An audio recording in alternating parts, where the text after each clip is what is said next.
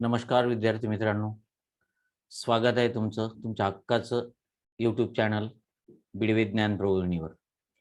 मित्रांनो, departmental PSI पूर्वपरीक्षा 2013चा paper आपण बघणार आहोत. आपली जी सिरीज चालली आहे MPSC कडून खात्याअंतर्गत फौजदार जी परीक्षा घेतलेली आहे त्याचे मागचे जे झालेले प्रिव्हियस इयर क्वेश्चन पेपर जे आहेत, ठीक आहे, ती सिरीज आहे आणि त्याच्यामध्ये आपण आता 2013चा पेपर बघणार आहे आणि त्याच्यामधले मराठी या विषयावरचे पहिले 20 प्रश्न आपण बघणार आहे. ठीक आहे. ज्यांनी मागचे भाग बघितले नसतील, मागचे पेपर बघितले नसतील, याआधी 2016 आणि 2017चे जे पेपर झालेले आहेत ते जर बघितले नसतील तर या व्हिडिओच्या कमेंट बॉक्समध्ये त्याची लिंक दिलेली आहे. ठीक आहे. तिथे जाऊन तुम्ही ती मागचे व्हिडिओ बघू शकता आणि ते अवश्य बघा. म्हणजे तुम्हाला नेमका लक्षात येईल की पेपरमध्ये प्रश्न कसे विचारले जातात आणि बरेचदा त्या प्रश्नाशी संदर्भात, ठीक आहे, त्या प्रश्नावर आधारित इतर प्रश्न सुद्धा विचारले जातात. ठीक आहे. तर सुरुवात करूया. बघा, पहिला प्रश्न. अरे रे, फार वाईट गोष्ट झाली. हे वाक्य कोणत्या प्रकारचे आहे? एकदम सिंपल प्रश्न आहे. तुम्हाला लगेच लक्षात येते की अरे रे हा शब्द जेव्हा दिलेला आहे, ठीक आहे, अरे रे असं जेव्हा म्हटलेलं आहे, याचा अर्थ, ठीक आहे, हे उद्गारार्थी वाक्य आहे, आज्ञार्थी नाहीये. हे वाक्य कोणतं आहे? उद्गारार्थी. आज्ञार्थी वाक्यामध्ये जे क्रियापद असते त्या क्रियापदातून आज्ञा देणे किंवा मागणे, विनंती, सल्ला, उद्देश, प्रार्थना, आशीर्वाद यापैकी एखादा भावार्थ व्यक्त होत असतो. प्रश्नार्थी जे वाक्य आहे त्या वाक्यामध्ये प्रश्न विचारलेला असतो. बरोबर आहे. म्हणजे आता इथे या वाक्यामध्ये प्रश्न विचारले नाही. अरे रे, फार वाईट गोष्ट झाली, याच्यामध्ये कुठलाही प्रश्न विचारलेला नाही, त्यामुळे प्रश्नार्थी नाहीये. आणि हे विधानार्थी सुद्धा नाही, कारण याच्यामध्ये केवळ प्रयोगी अव्यय आलेला आहे, अरे रे. ठीक. तर हे शोकदर्शक केवळ प्रयोगी अव्यय आहे आणि म्हणूनच हे उद्गारार्थी वाक्य आहे असं आपल्याला म्हणता येईल. ठीक आहे. त्याच्यानंतर दुसरा प्रश्न बघा. शरदाच्या चांदण्यात गुलमोहर मोहक दिसतो. हे वाक्य कोणत्या प्रकारचे आहे? हे वाक्य कोणत्या प्रकारचे आहे? ठीक. आता बघा, वाक्य वाचल्यानंतर तुमच्या असं लक्षात येतं की या वाक्यामध्ये एकच उद्देश आणि एकच विधेय आहे. दिसणारा दिसणारा कोण आहे? दिसणारा गुलमोहर. दिसणारा कोण आहे? गुलमोहर. म्हणजे गुलमोहर हा कर्ता आहे. गुलमोहर हा काय या वाक्यामधला? कर्ता. गुलमोहर हा काय या वाक्यामधला? कर्ता आहे. कारण दिसणारा गुलमोहर आहे आणि दुसऱ्याची क्रिया सुद्धा गुलमोहरावर होते. म्हणजे कर्ता आणि कर्म एकाच शब्दापाशी आहे आणि म्हणून या वाक्यात कर्म नाहीये. बरोबर आहे. आणि दिसतो हे क्रियापद आहे. अर्थातच दिसतो हे काय आहे? क्रियापद आहे. ओके. आणि मग या वाक्यामध्ये एकच कर्ता आणि एकच क्रियापद आहे आणि मग अर्थातच हे वाक्य केवल वाक्य आहे. कोणतं वाक्य आहे? केवल वाक्य. या केवल वाक्यालाच शुद्ध वाक्य असं सुद्धा म्हणतात. हे सुद्धा लक्षात ठेवायचं. सामान्य वाक्य असं सुद्धा म्हणतात. शुद्ध वाक्य असं सुद्धा तुम्हाला याला म्हणता येईल. तर ज्या वाक्यामध्ये एकच कर्ता आणि एकच क्रियापद म्हणजे एकच उद्देश आणि एकच विधेय असते त्याला आपण केवल वाक्य म्हणतो. संयुक्त वाक्यामध्ये एक किंवा संयुक्त वाक्यामध्ये दोन किंवा अधिक वाक्य ही प्रधानत्व सूचक उभय अव्ययांनी जोडलेली असतात आणि इथे जोडलेली सर्व वाक्य प्रधान वाक्य असतात. मिश्र वाक्यामध्ये एक प्रधान वाक्य आणि इतर एक किंवा अनेक गौण वाक्य गौणत्व सूचक उभय अव्ययांनी जोडलेली असतात. ठीक आहे. आणि त्यामुळे हे जे आहे त्याचं उत्तर आहे 1 नंबर, केवल वाक्य. एकदम सिंपल प्रश्न आहे. नेक्स्ट बघू आपण. क्रियापदाचे रूप कर्ता व कर्म यांच्या लिंग वचन पुरुषाप्रमाणे बनलेले नसते तेव्हा डॅश डॅश डॅश प्रयोग होतो. बघा, जर क्रियापदाचं रूप कर्त्याच्या प्रमाणे बदलत असेल, बरोबर आहे ना, कर्त्याप्रमाणे जर बदलत असेल म्हणजे कर्त्याच्या लिंग वचन पुरुषामध्ये बदल जर केला आपण आणि क्रियापदाचं रूप बदलत असेल तर त्याला आपण कर्तरी प्रयोग म्हणतो. कोणता प्रयोग म्हणतो आपण त्याला? कर्तरी प्रयोग. ठीक आहे. आणि जर कर्माप्रमाणे बदलत असेल, कर्माप्रमाणे जर बदलत असेल क्रियापदाचं रूप तर आपण त्याला कर्मणी प्रयोग म्हणतो. आपण काय म्हणतो त्याला? कर्मणी प्रयोग. ठीक आहे. आणि जर कर्ता आणि कर्म या दोन्ही प्रमाणे बदलत नसेल तर त्याला म्हणतो आपण भावे प्रयोग. त्याला काय म्हणतो आपण? कर्ता आणि कर्म याप्रमाणे बदलत नसेल, याप्रमाणे बदलत नसेल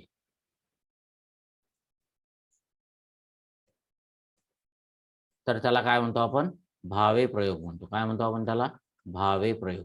आणि अर्थातच पुरुषाप्रमाणे बनलेले नसते. आपल्याला जनरली बदलते बदलते हा शब्द आपण प्रयोग केलेला असतो. इथे आयोगाने हा शब्द प्रयोग बदललेला आहे. लिंग वचन पुरुषाप्रमाणे बनलेले नसते, म्हणजे ज्याप्रमाणे लिंग त्याप्रमाणे ते क्रियापदाचं रूप बनलेलं नसते असं त्यांना म्हणायचं आहे. मग इथे त्याचा अर्थातच जे उत्तर आहे ते काय असेल? भावे प्रयोग. ते काय असेल? भावे प्रयोग. मग कर्तरी प्रयोगाचं वाक्य अकर्मक असेल तर त्याला आपण अकर्मक कर्तरी प्रयोग म्हणतो. शक्य कर्मणी प्रयोग जो आहे म्हणजे कर्मणी प्रयोग असेल आणि शक्य क्रियापदाचं वाक्य असेल तर मग त्याला आपण शक्य कर्मणी म्हणतो. आणि कर्तरी आणि कर्मणी दोन्हीची लक्षणं जर त्या वाक्यामध्ये आढळत असतील तर आपण त्याला कर्तृकर्मसंकर प्रयोग म्हणतो. आणि भावे प्रयोग म्हणजेच कर्ता किंवा कर्म यांच्या लिंग वचन पुरुषाप्रमाणे क्रियापद बनत नाही, क्रियापदाचं रूप बदलत नाही, म्हणून आपलं याचं उत्तर काय असेल? भावे प्रयोग. ठीक आहे, नेक्स्ट क्वेश्चन बघू.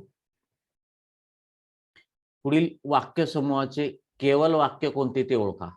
ठीक आहे, आपल्याला एक वाक्य दिलेलं आहे, 3 वाक्य केवल वाक्य दिलेले आहेत. आपल्याला त्याचं एक केवल वाक्य कोणतं आहे ते ओळखायचं आहे.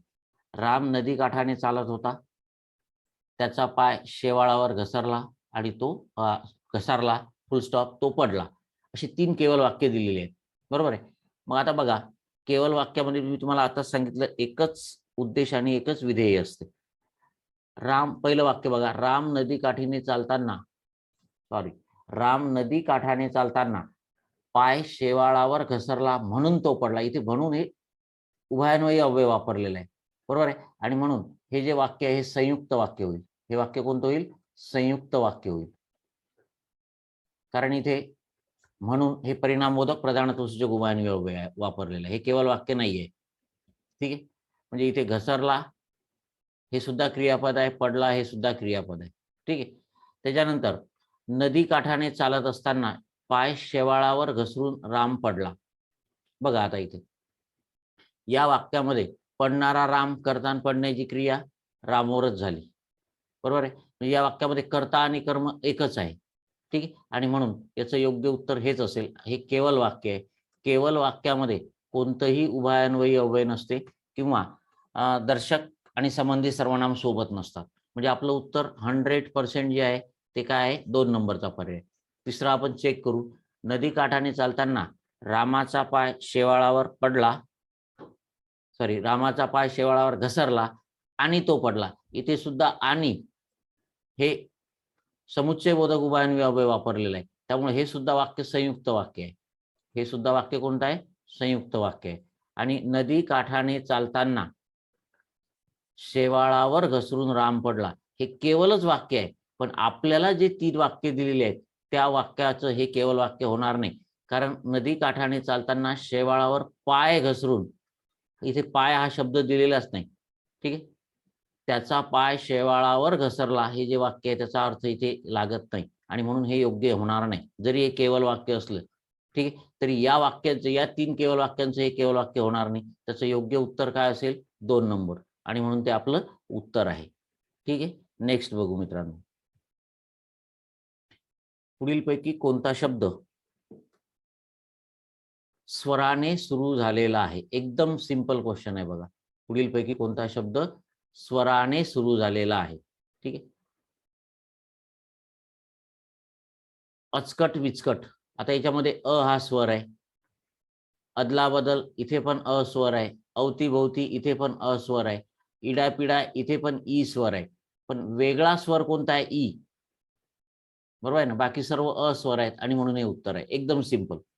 त्याच्यानंतर 6वा प्रश्न, ज्या वाक्यात एक मुख्य उद्देश आणि एक मुख्य विधेय असते आणि 2 अथवा अधिक क्रियापदे असतात, ठीक आहे, त्याला काय म्हणतात? एक मुख्य उद्देश आणि एक मुख्य विधेय असते आणि 2 किंवा अधिक क्रियापद असतात. बरोबर आहे. तर बघा, हे जे वाक्य असते याला मिश्र वाक्य म्हणतात. याला काय म्हणायचं? मिश्र वाक्य. ठीक आहे, कारण इथे 2 वाक्य जोडलेले असतात. जरी एक आणि उद्देश जे आहे तो एक मुख्य उद्देश आणि एक मुख्य विधेय असते, ठीक आहे, तरी पण दोन किंवा अधिक वाक्य असतात आणि दोन वाक्य असल्यामुळे दोन क्रियापद पण तिथे असतात आणि म्हणून त्याला काय म्हणणार आपण, मिश्र वाक्य म्हणणार. विद्यार्थी वाक्य म्हणणार नाही, कारण त्याच्यामध्ये क्रियापदातून व्यक्त होणारे भावार्थ येतात. जर कर्तव्य, योग्यता, इच्छा, तर्क, अनुमान, शक्यता हे भावार्थ व्यक्त होत असतील तर ते वाक्य विद्यार्थी वाक्य असते. त्यामुळे हे आपलं उत्तर नाहीये. केवळ वाक्य होणार नाही, कारण त्याचे एकच उद्देश आणि एकच विधेय असते. आणि गौण वाक्य जे आहे ते अर्थाच्या दृष्टीने स्वतंत्र नसते, ठीक आहे. आणि इथे तर दोन किंवा अधिक क्रियापद आहेत आणि म्हणजे त्याच्यामध्ये एखादं वाक्य प्रधान वाक्य असणारच आणि म्हणून हे उत्तर होणार नाहीत आणि त्याचं उत्तर काय असेल, मिश्र वाक्य. ठीक आहे. नेक्स्ट क्वेश्चन बघू आपण. कोळसा उगाळावा तितका काळाच. कोळसा उगाळावा तितका काळाच. ठीक आहे. ही म्हण आहे. या म्हणीचा योग्य अर्थ आपल्याला सांगायचा आहे. ठीक. आता आपल्या जनरली वापरामधली म्हण आहे की एखादी गोष्ट जर वाईट असेल तर ती वाईटच असते, असा त्याचा सरळ सरळ साधा अर्थ आहे. पण आता आयोगाने काय पर्याय दिलेत आपल्याला त्यावरून उत्तर निवडायचं आहे. कोळसा काळा असतो असा त्याचा अर्थ नाहीच आहे. माणसाचे मन कोळशासारखे काळे असते असं मुळीच अर्थ नाहीये. वाईट गोष्ट ही शेवटपर्यंत वाईटच असते हा त्याचा योग्य अर्थ आहे. त्या म्हणीचा हा योग्य अर्थ आहे. आणि कोळसा उगाळल्याशिवाय त्याचे काळेपण दिसत नाही हा सुद्धा त्याचा अर्थ नाही. आणि म्हणून आपलं उत्तर काय, 3 नंबरचा पर्याय. ठीक आहे. एकदम सिंपल आहे. पुढीलपैकी अनियमित क्रियापदे कोणती. आता लक्षात घ्या, अनियमित क्रियापदे कशाला म्हणतो आपण, तर ज्या क्रियापदांना काळाचे आणि अर्थाचे नियम लागू होत नाहीत, ती थोडीशी वेगळ्या प्रकारे चालतात. ठीक आहे. म्हणजे नेमका काळ कोणता आणि नेमका काय म्हणायचं आहे किंवा त्या क्रियापदाचा नेमका मूळ धातू कोणता हे आपल्याला सांगता येत नाही. मग अशी जी क्रियापद आहेत त्या क्रियापदांना आपण अनियमित क्रियापदे म्हणतो. आणि मग तुम्हाला माहिती आहे की जनरली नाही, हवा, हवी, नको, आहे, पाहिजे, न लगे, नये, नव्हे, ही जी क्रियापद आहेत ही सर्व क्रियापदे कशामध्ये येतात, तर अनियमित क्रियापदामध्ये येतात. कारण नाही मध्ये नेमका धातू कोणता आहे सांगता येत नाही. हवा मध्ये नेमका धातू हवी, मला कॉफी हवी, कोणता धातू आहे सांगता येणार नाही आपल्याला, हवा किंवा हवी मधला. ठीक आहे. आणि कॉफी हवी याचे दोन अर्थ आहेत. मला कॉफी हवी म्हणजे आता पाहिजे आणि मला कॉफी हवी म्हणजे मी कॉफी घेत असतो, असे दोन्ही अर्थ आपल्याला घेता येतात. तर अशी जी क्रियापद आहेत त्यांना आपण काय म्हणतो, अनियमित क्रियापद. आणि मग अर्थातच 3 नंबरचा पर्याय हे त्याचं उत्तर आहे. मग आता पहिल्या नंबरचे जे आहेत पर्याय, ठीक आहे, तर ही कोणती क्रियापद आहेत सर, तर करवते, बसवते, चालवते या क्रियापदातून काय होतंय, कर्त्याच्या सामर्थ्याचा बोध होतो आणि म्हणून ही शक्य क्रियापद आहेत. ही कोणती क्रियापद आहेत, शक्य क्रियापद आहेत. ठीक आहे. जर क्रियापदावरून कर्त्याच्या सामर्थ्याचा बोध होत असेल, म्हणजे वाक्यातील क्रिया वाक्यातील कर्ता करू शकतो किंवा करू शकत नाही याचा बोध होत असेल तर त्या क्रियापदाला आपण काय म्हणतो, शक्य क्रियापद. ठीक आहे. सांजवले, मळमळले, उजाडले ही जी क्रियापद आहेत ही अकर्तुक किंवा भावकर्तुक क्रियापद आहेत. भावकर्तुक किंवा या क्रियापदांनाच अकर्तुक क्रियापद असं सुद्धा म्हणतात. अकर्तुक क्रियापदे. ठीक आहे. तरी सांजवले, सांजवले म्हणजे काय, सांज झाली तर होणारी काय, सांज. मग हा कर्ता आहे सांज, बरोबर आहे. मग तो या सांजवले क्रियापदातच सामावलेला आहे. ज्या क्रियापदांना स्वतंत्र कर्ता नसतो, कर्ता हा क्रियापदातच सामावलेला असतो किंवा क्रियापदातून व्यक्त होणारा भाव किंवा आशय हाच कर्ता असतो, त्यांना आपण भावकर्तृक क्रियापद म्हणतो. ठीक आहे. भाव हाच कर्ता म्हणून भावकर्तृक आणि स्वतंत्र कर्ता नाही म्हणून अकर्तृक क्रियापद सुद्धा त्याला म्हणतात. मग हे मळमळले, सांजवले, उजाडले, फटफटले, खवखवते, ढवळले, गडगडले, कडकडले, तडतडले ही सर्व क्रियापद भावकर्तृक क्रियापद आहेत. ओके. त्याच्यानंतर आता हे चौथं बघू आपण. हसतो, बसतो, चालतो, तर ही सर्व सिद्ध क्रियापद आहेत. ही कोणती क्रियापद आहेत, धातूपासून बनलेली आहेत, सिद्ध क्रियापद आहेत. ठीक आहे. आणि म्हणून अनियमित क्रियापद आपलं उत्तर आहे 3 नंबर. ठीक आहे. नेक्स्ट, पुढीलपैकी कोणती धातू साधिते मराठी प्रत्ययापासून बनलेली आहे. शब्दसिद्धीवरचा हा प्रश्न आहे आणि थोडासा डीप विचारलेला आहे. ठीक आहे, म्हणजे तुम्हाला केवळ प्रत्यय घडित शब्द विचारलेले नाहीयेत, तर प्रत्यय घडित शब्द हे मराठी प्रत्यय लागून पण तयार होतात, संस्कृत प्रत्यय लागून पण तयार होतात, फारसी अरबी प्रत्यय लागून पण तयार होतात. तर त्यांनी आपल्याला मराठी प्रत्यय लागून तयार झालेली, ठीक आहे, धातू साधित आपल्याला विचारलेली आहे. म्हणजे जेव्हा प्रत्यय एखाद्या धातूला लागतो आणि प्रत्यय घडित शब्द तयार होतो, तेव्हा त्याला आपण धातू साधिते किंवा कृदंते म्हणतो. ठीक आहे, आता बघा, खोदाई, घडाई आणि शिलाई याच्यामध्ये आई हा प्रत्यय आहे. याच्यामध्ये कोणता प्रत्यय आहे? पहिल्या याच्यामध्ये आई हा प्रत्यय लागलेला आहे. आणि तुम्हाला माहिती आहे की आई हा जो प्रत्यय आहे हा मराठी प्रत्यय आहे. कोणता प्रत्यय आहे? मराठी प्रत्यय आहे. आणि आई प्रत्यय लागल्यानंतर, ठीक आहे, काय होतं बघा, खोदाई, घडाई, शिलाई यावरून तुमच्या लक्षात येते की ही सर्व नावे क्रियेचे मोल किंवा क्रियेची मजुरी दाखवतात. काय दाखवतात? ही क्रियेची मजुरी. मग क्रियेची मजुरी दाखवणारे शब्द तयार होतात आई प्रत्यय लागल्यानंतर. ठीक आहे, खोदाई म्हणजे खोदण्यासाठी, घडाई, शिलाई. ठीक, तर आई हा प्रत्यय मराठी आहे आणि आपल्याला मराठी प्रत्यय विचारला आहे, म्हणजे 1 नंबरच आपलं उत्तर आहे. बरोबर आहे.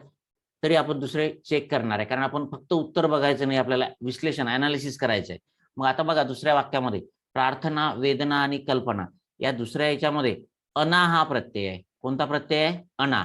आणि अना हा संस्कृत प्रत्यय आहे. कोणता प्रत्यय आहे? संस्कृत प्रत्यय आहे.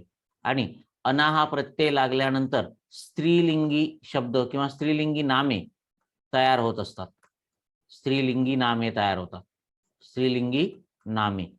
ठीक आहे, आणि बघा, ही मग प्रार्थना त्याला अना प्रत्यय, वेदनामध्ये अना प्रत्यय, कल्पनामध्ये अना प्रत्यय आणि ही सर्व स्त्रीलिंगी नामे तयार झालेली. कारण तुम्हाला माहिती आहे प्रत्ययांना स्वतःचा अर्थ नसतो, परंतु प्रत्यय जेव्हा एखाद्या धातूला लागतात तेव्हा विशिष्ट, ठीक, अर्थाचे शब्द ते तयार होत असतात. जसं इथे क्रियेची मोल मजुरी दाखवणारे शब्द तयार झाले, इथे स्त्रीलिंगी नामं तयार झाले. ठीक आहे, त्याच्यानंतर कर्तव्य, भवितव्य आणि गंतव्य याच्यामध्ये जो प्रत्यय आहे तो आहे तव्य. कोणता प्रत्यय आहे याच्यामध्ये? तव्य. आणि हा तव्य जो आहे हा सुद्धा संस्कृत प्रत्यय आहे. हा सुद्धा कोणता प्रत्यय आहे? संस्कृत प्रत्यय. आणि मग तुम्हाला लक्षात येईल की योग्यतादर्शक शब्द तयार झालेले आहेत इथे. कोणते? योग्यतादर्शक. योग्यतादर्शक शब्द. कोणते शब्द तयार झाले? योग्यतादर्शक. कर्तव्य, भवितव्य, ठीक आहे, गंतव्य. आणि त्याच्यानंतर नंबर 4 श्रवणीय, मननीय आणि पूजनीय. ठीक आहे, याच्यामध्ये जो प्रत्यय आहे तो आहे अनीय. कोणता प्रत्यय आहे? अनीय. अनीय हा प्रत्यय आहे. आणि अनीय हा प्रत्यय सुद्धा संस्कृत आहे. हा प्रत्यय सुद्धा कोणता आहे? संस्कृत आहे. आणि हे प्रत्यय लागल्यानंतर सुद्धा योग्यार्थक शब्दच तयार होतात. कोणते शब्द तयार होतात? वरचेच योग्यार्थ. ठीक आहे, श्रवणीय म्हणजे श्रवण करण्यास योग्य, मननीय, पूजनीय म्हणजे पूजनास योग्य, ठीक आहे, मनन करण्यास योग्य, वगैरे वगैरे. बरोबर आहे. मग इथे सहज तुमच्या लक्षात येईल, शब्दावरून सुद्धा लक्षात येते तुम्हाला की खोदाई, घडाई, शिलाई हे सर्व मराठी शब्द वाटतात. ठीक आहे, आणि हे बाकीचे सर्व शब्द जे आहेत हे संस्कृत शब्द आहेत. ठीक आहे, आणि म्हणून फक्त प्रत्यय घटित, उपसर्ग घटित प्रत्यय तुम्हाला ओळखता येऊन उपयोग नाही, तर तुम्हाला कोणता प्रत्यय लागलेला आहे हे तर माहीत असणं आवश्यकच आहे. परंतु लागलेला प्रत्यय हा मराठी आहे, संस्कृत आहे की फारसी अरबी आहे हे सुद्धा माहिती असणं जरुरी आहे. नेक्स्ट क्वेश्चन बघू. पुढील वाक्यात वर हा शब्द कोणती कार्य करतो? ठीक आहे, बघा, पहिलं वाक्य दिलं आहे, तू त्या राजपुत्राला वर. इथे वर, बाण खालून वर गेला, त्याच्यानंतर पक्षी झाडावर बसतो. बघा, एकदम सिंपल आहे. तुम्हाला माहिती आहे तू त्या राजपुत्राला वर, इथे वरचा अर्थ काय? त्याच्यासोबत लग्न कर, त्याला माळ घाल वगैरे असा त्याचा अर्थ होतो, वरने. बरोबर आहे ना? म्हणून पहिल्या वाक्यामध्ये ते काय आहे? क्रियापद आहे. ठीक आहे, आता बघा, इकडे तर क्रियाविशेषण दिलं, इकडे शब्दयोगी दिलेलं आहे, पण पहिल्या वाक्यात वर हे क्रियापद आहे, त्यामुळे हे पर्याय कटले, हे एलिमिनेट झाले, याचा विचारच करायचा नाही. मग आता इथे क्रियापद आहे, इथे क्रियापद आहे, आणि हा वर हा शब्द क्रियापदच आहे. दुसरं वाक्य बघा, बाण खालून वर गेला. आता इथे वर जे आहे हे क्रियापदाबद्दल विशेष माहिती सांगते, म्हणजे हे क्रियाविशेषण आहे. काय? क्रियाविशेषण अव्यय आहे. ठीक आहे. आणि मग इथे तर त्यांनी शब्दयोगी अव्यय दिलं. ठीक आहे. म्हणजे आपलं उत्तर हेच आहे, कारण इथे क्रियापद आणि इथे क्रियाविशेषण अव्यय. ठीक आहे. आणि तिसऱ्या ह्याच्यात बघा, ते वर जे आहे ते नामाला जोडून आलेलं आहे आणि म्हणून ते शब्दयोगी अव्यय आणि म्हणून हे आपलं उत्तर आहे. कारण तुम्हाला माहिती आहे, मराठीमध्ये शब्दाची जात निश्चित नसते. इथे वर या शब्दाने वाक्याचा अर्थ पूर्ण केला म्हणून ते क्रियापद आहे. बघा या दुसऱ्या वाक्यामध्ये बाण खालून वर गेला, इथे वर हा शब्द क्रियापदाबद्दल विशेष माहिती सांगतो म्हणून इथे वर क्रियाविशेषण अव्यय आहे. आणि इथे नामाला किंवा सर्वनामाला तो जोडून जर आला असेल तर त्याचा दुसऱ्या शब्दासोबत योग होतो म्हणून त्याला आपण शब्दयोगी अव्यय म्हणतो. ठीक आहे. नेक्स्ट क्वेश्चन,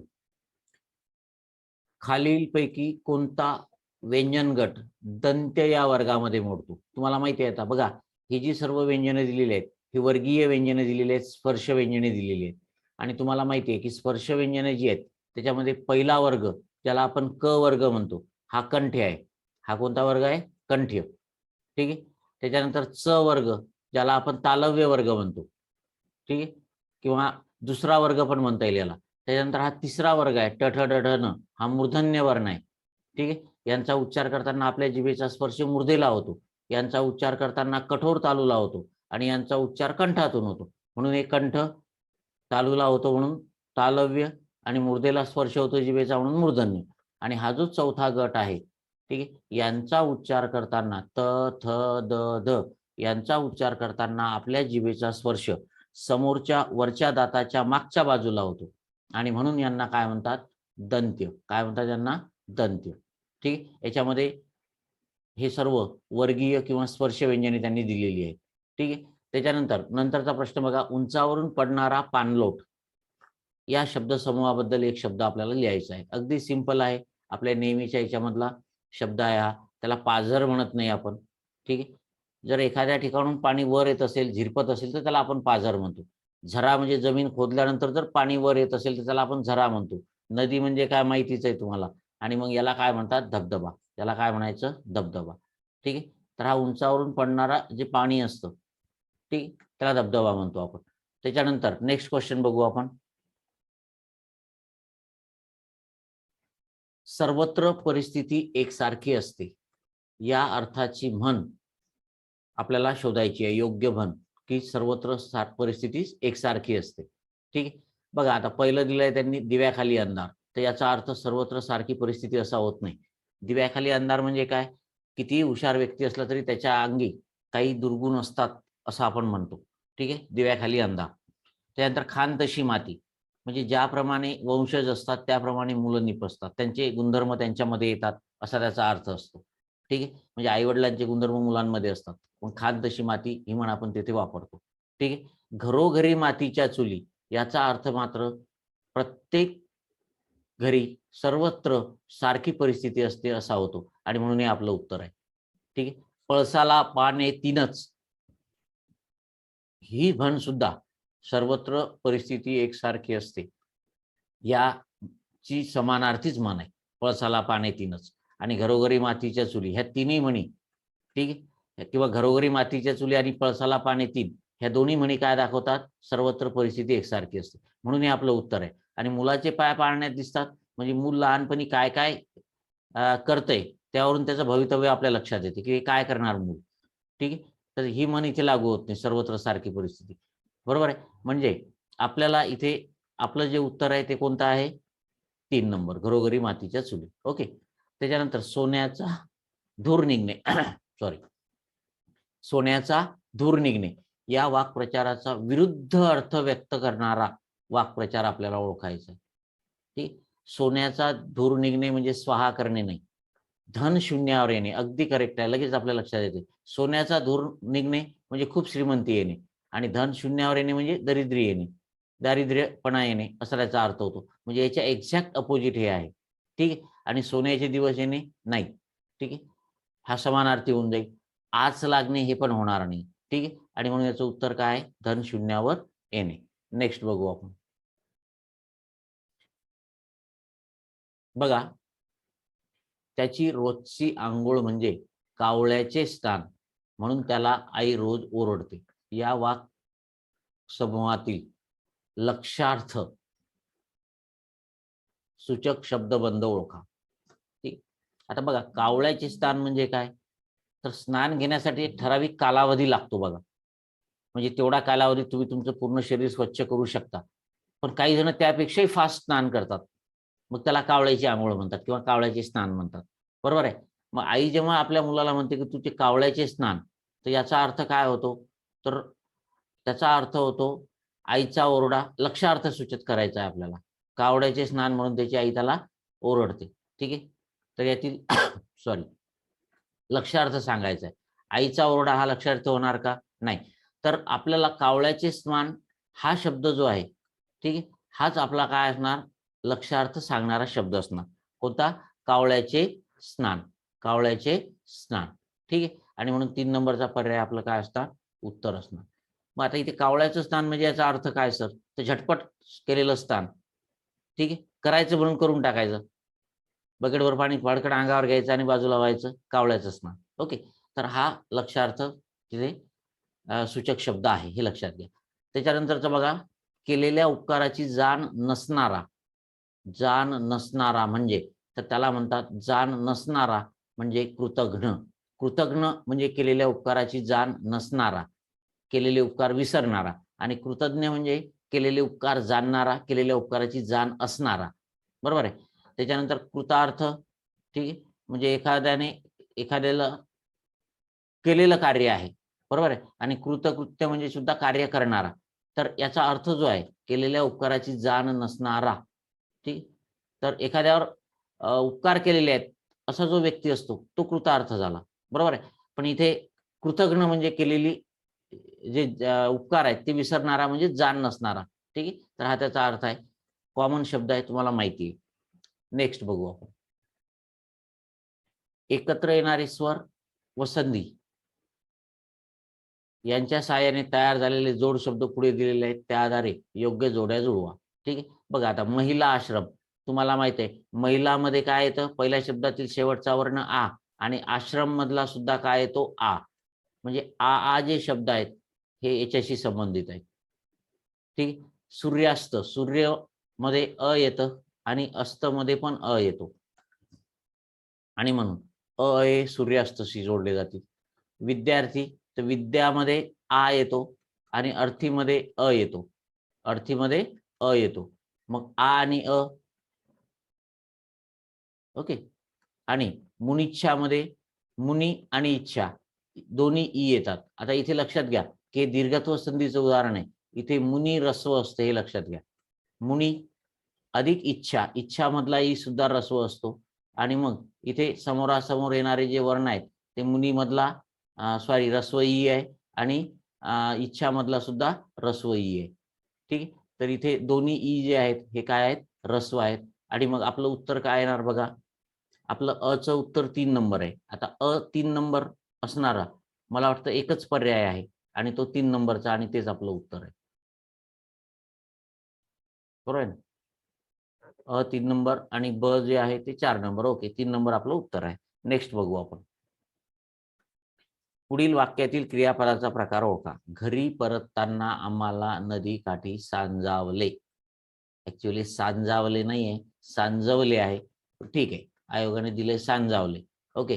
तर मी आताच आपण बघितलं की ही जी क्रियापद आहेत या क्रियापदांना स्वतःचा अर्थ नसतो. सांजावले याचा अर्थ काय होतो, सांज झाली, सांज झाली. मग आता होणारी सांज म्हणजे हाच कर्ता आहे या वाक्यातला. मग आता कर्ता वेगळा आहे का, नाही. कर्ता हा क्रियापदातच सामावलेला आहे. म्हणजे इथे क्रियापदातच कर्ता सामावलेला आहे. क्रियापदातून व्यक्त होणारा भावच क्रियापद आहे. म्हणजे या वाक्याला स्वतंत्र कर्ता नाही, आणि स्वतंत्र कर्ता नाही म्हणून त्याला अकर्तृक क्रियापद म्हणतात. काय म्हणतात, आणि यालाच भावकर्तृक क्रियापद पण म्हणतात. काय म्हणतात, भावकर्तृक क्रियापद, भावकर्तृक क्रियापद. ठीक. भाव हाच करता, सांज झाली, संध्याकाळ झाली, हा भाव जो व्यक्त होतो हाच त्याचा कर्ता आहे. तुम्हाला माहिती आहे की शक्य क्रियापद कशाला म्हणतो आपण, शक्य क्रियापद म्हणजे काय नेमकं. ठीक आहे. जर क्रियापदातून कर्त्याच्या सामर्थ्याचा बोध होत असेल, म्हणजेच कर्ता वाक्यातील क्रिया करू शकतो किंवा करू शकत नाही याचा बोध होत असेल, तर त्याला आपण शक्य क्रियापद म्हणतो. ठीक आहे. प्रयोजक क्रियापद कशाला म्हणतो आपण? वाक्यातील क्रियापदाचा जो मूळ धातू आहे तो जर मूळ धातू वाक्यातील क्रिया स्वतः करत नसेल, दुसरा कोणीतरी करायला लावत असेल, करून घेत असेल किंवा करण्यास भाग पाडत असेल, तर अशा क्रियापदाला आपण काय म्हणतो? प्रयोजक क्रियापद. ठीक आहे. त्याच्यानंतर उभयविध क्रियापद. एकच क्रियापद जर सकर्मक म्हणूनही वापरता येत असेल आणि दुसऱ्या वाक्यात अकर्मक म्हणूनही वापरता येत, म्हणजे दोन्ही प्रकारे वापरता येत असेल, तर त्याला उभयविध क्रियापद म्हणतात. उभय म्हणजे दोन्ही. उभय म्हणजे काय? दोन्ही. तर सकर्मक अकर्मक अशा दोन्ही प्रकारे जर एखादं क्रियापद वापरता येत असेल आपल्याला, त्याला उभयविध क्रियापद म्हणतो आपण. आणि मग आपलं अर्थातच उत्तर आहे 3 नंबरचा पर्याय, अकर्तृक क्रियापद. त्याला भावकर्तृक क्रियापद सुद्धा म्हणतात. ठीक आहे. भाव हाच त्यांचा कर्ता असतो. नेक्स्ट क्वेश्चन बघा.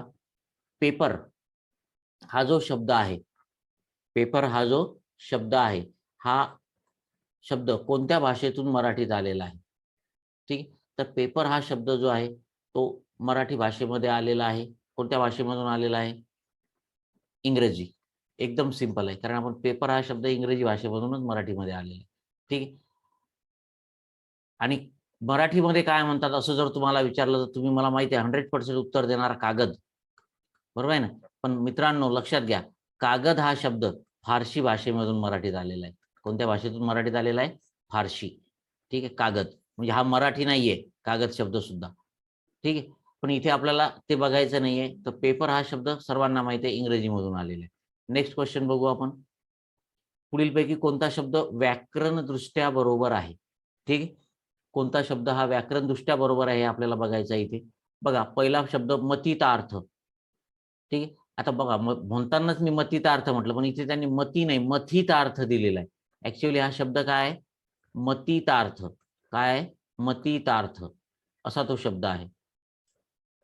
ठीक. त्यामुळे हे आपलं उत्तर होणार नाही, चुकीचं आहे. रवींद्र मधला जो शब्द आहे, तर हा वी जो आहे, हा वी दीर्घ पाहिजे. रवींद्र.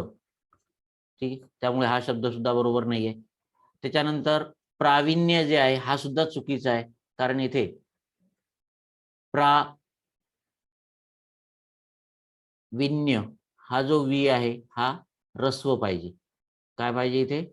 प्रावीण्य रस्व पाहिजे.